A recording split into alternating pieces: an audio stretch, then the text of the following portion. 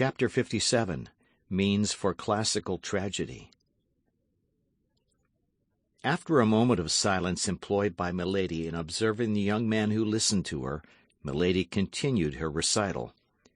"It was nearly 3 days since I had eaten or drunk anything. I suffered frightful torments. At times there passed before me clouds which pressed my brow, which veiled my eyes. This was delirium.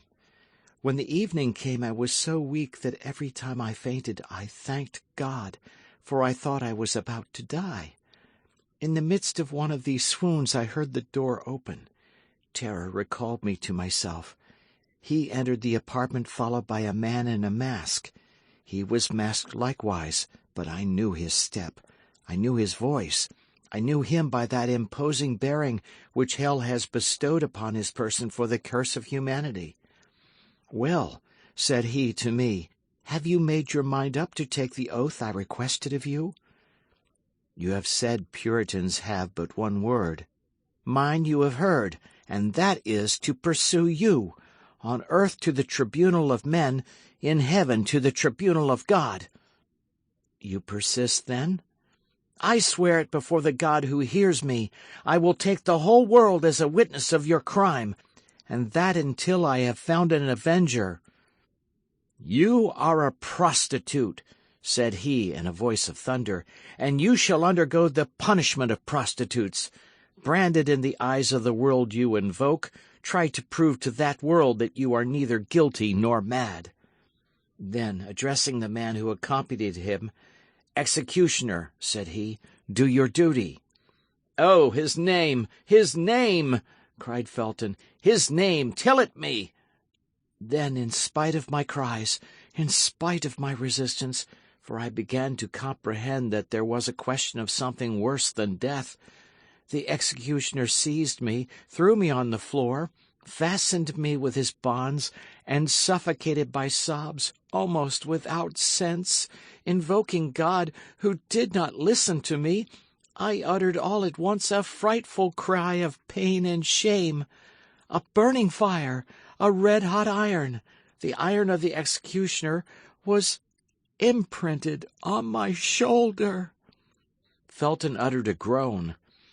"Here," said Milady, rising with the majesty of a queen, "here, Felton, behold the new martyrdom invented for a pure young girl, the victim of the brutality of a villain.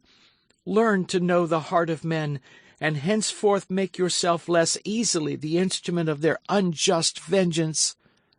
Milady, with a rapid gesture, opened her robe, tore the cambric that covered her bosom, and, red with feigned anger and simulated shame, showed the young man the ineffaceable impression which dishonoured that beautiful shoulder.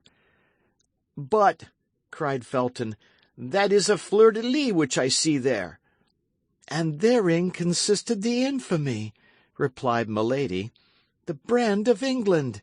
It would be necessary to prove what tribunal had imposed it on me, and I could have made a public appeal to all the tribunals of the kingdom. But the brand of France! Oh, by that, I was branded indeed." This was too much for Felton. Pale, motionless, overwhelmed by this frightful revelation, dazzled by the superhuman beauty of this woman who unveiled herself before him with an immodesty which appeared to him sublime, he ended by falling on his knees before her as the early Christians did before those pure and holy martyrs which the persecution of the emperors gave up in the circus to the sanguinary sensuality of the populace. The brand disappeared. The beauty alone remained. "Pardon! Pardon!" cried Felton. "Oh, pardon!" Milady read in his eyes love, love. "Pardon for what?" asked she. "Pardon me for having joined with your persecutors." Milady held out her hand to him. "So beautiful, so young!" cried Felton, covering that hand with his kisses. Milady let one of those looks fall upon him which make a slave of a king. Felton was a Puritan. He abandoned the hand of this woman to kiss her feet. He no longer loved her. He adored her. When this crisis was past, when Milady appeared to have resumed her self-possession, which she had never lost, when Felton had seen her recover with the veil of chastity those treasures of love which were only concealed from him to make him desire them the more ardently, he said, "Ah, now, I have only one thing to ask of you, that is, the name of your true executioner, for to me there is but one. The other was an instrument, that was all." "What, brother?" cried Milady. "Must I name him again? Have you not yet divined who he is?" "What?" cried Felton. "He, again he, always he. What, the truly guilty?" "The truly guilty," said Milady, "is the ravager of England, the persecutor of true believers, the base ravisher of the honour of so many women. He who, to satisfy a caprice of his corrupt heart, is about to make England shed so much blood, who protects the Protestants today and will betray them tomorrow." "Buckingham! It is then Buckingham!" cried Felton in a high state of excitement. Milady concealed her face in her hands, as if she could not endure the shame which this name recalled to her. "Buckingham, the executioner of this angelic creature!" cried Felton. "And thou hast not hurled thy thunder at him, my God! And thou hast left him noble, honoured, powerful, for the ruin of us all!" "God abandons him who abandons himself," said Milady. "But he will draw upon his head the punishment reserved for the damned," said Felton with increasing exultation. "He wills that human vengeance should precede celestial justice." "Men fear him and spare him." "I," said Felton, "I do not fear him, nor will I spare him." The soul of Milady was bathed in an infernal joy. "But how can Lord de Winter, my protector, my father," asked Felton, "possibly be mixed up with all this?" "Listen, Felton," resumed Milady, "for by the side of base and contemptible men there are often found great and generous natures. I had an affianced husband, a man whom I loved, and who loved me. A heart like yours, Felton, a man like you. I went to him and told him all. He knew me, that man did, and did not doubt an instant. He was a nobleman, a man equal to Buckingham in every respect. He said nothing. He only girded on his sword, wrapped himself in his cloak, and went straight to Buckingham Palace." "Yes, yes," said Felton, "I understand how he would act. But with such men it is not the sword that should be employed, it is the poniard." "Buckingham had left England the day before, sent as ambassador to Spain, to demand the hand of the Infanta for King Charles I, who was then only Prince of Wales. My affianced husband returned. 'Hear me,' said he, 'this man has gone, and for the moment has consequently escaped my vengeance. But let us be united, as we were to have been, and then leave it to Lord de Winter to maintain his own honour and that of his wife.'" "Lord de Winter!" cried Felton. "Yes," said Milady, "Lord de Winter. And now you can understand it all, can you not? Buckingham remained nearly a year absent. A week before his return Lord de Winter died, leaving me his sole heir. Whence came the blow? God, who knows all, knows without doubt. But as for me, I accuse nobody." "Oh, what an abyss! What an abyss!" cried Felton. "Lord de Winter died without revealing anything to his brother. The terrible secret was to be concealed till it burst, like a clap of thunder, over the head of the guilty. Your protector had seen with pain this marriage of his elder brother with a portionless girl. I was sensible that I could look for no support from a man disappointed in his hopes of an inheritance. I went to France, with a determination to remain there for the rest of my life. But all my fortune is in England. Communication being closed by the war, I was in want of everything. I was then obliged to come back again. 6 days ago I landed at Portsmouth." "Well?" said Felton. "Well, Buckingham heard by some means, no doubt, of my return.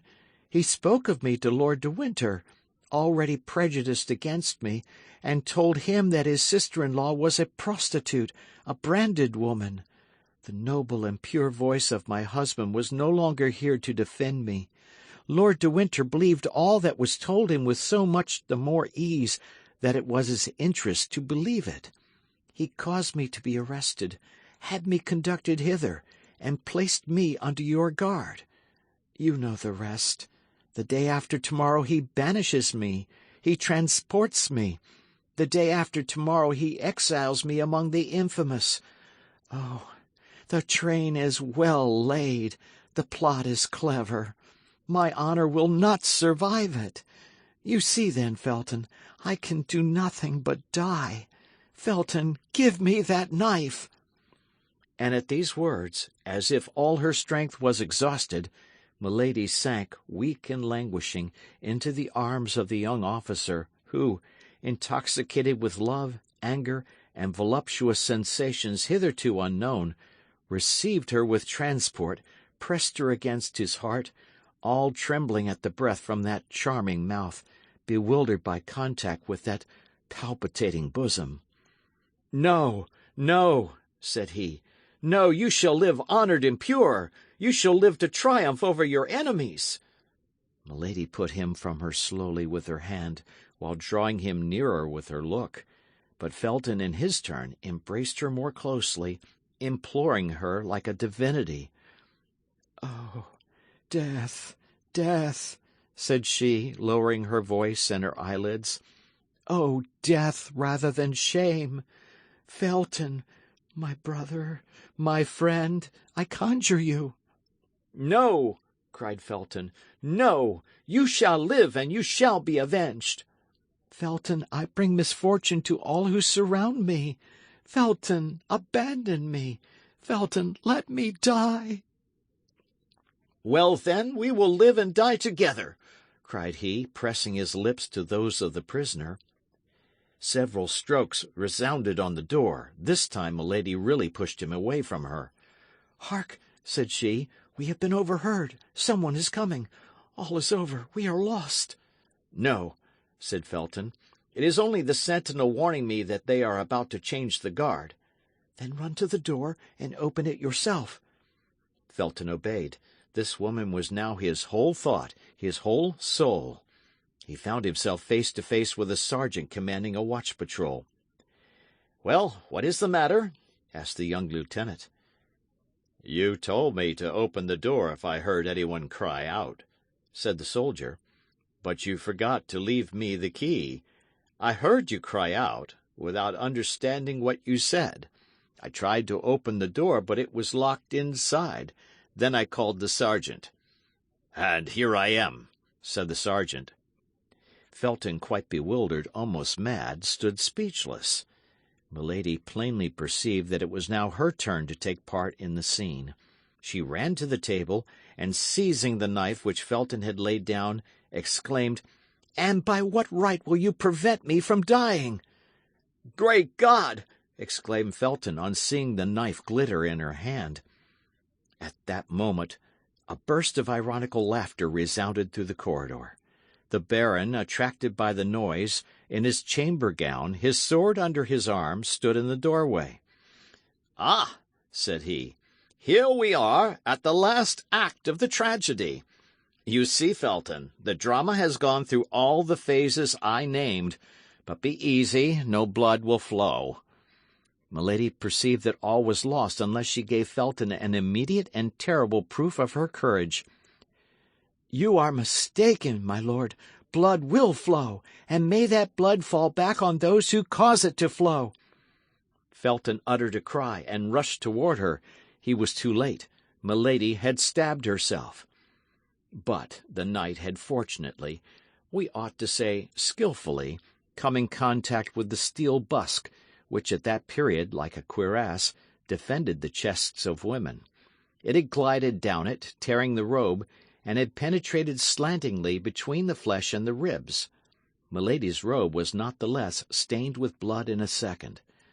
Milady fell down and seemed to be in a swoon. Felton snatched away the knife. "See, my lord," said he, in a deep, gloomy tone, "here is a woman who was under my guard, and who has killed herself." "Be at ease, Felton," said Lord de Winter. "She is not dead. Demons do not die so easily. Be tranquil, and go wait for me in my chamber." "But, my lord—" "Go, sir, I command you." At this injunction from his superior, Felton obeyed, but in going out he put the knife into his bosom. As to Lord de Winter, he contented himself with calling the woman who waited on Milady, and when she was come, he recommended the prisoner, who was still fainting, to her care, and left them alone. Meanwhile, all things considered, and notwithstanding his suspicions, as the wound might be serious, he immediately sent off a mounted man to find a physician.